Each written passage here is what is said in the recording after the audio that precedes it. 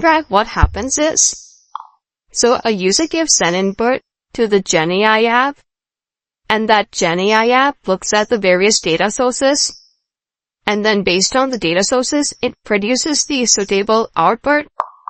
So that's the high-level view. We'll see step by step how the different components are used in each particular step. We are going to first see the first important component, which is the data ingestion in Langchain.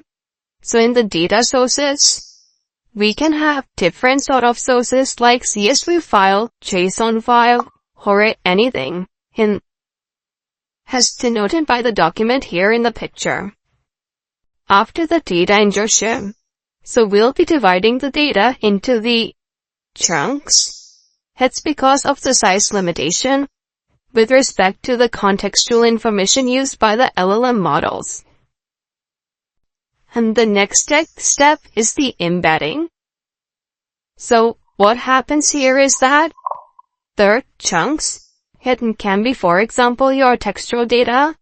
So that data is transformed into the vectors. Vectors which are generated here, so they'll be stored in the vector store here. When a user gives the input, so along with that input, we can combine something like semantic search here, or we can design a prompt which are going to see in the upcoming videos. So that custom prompt will be sent along with that input, which will tell the LLM model, like, how the output should be.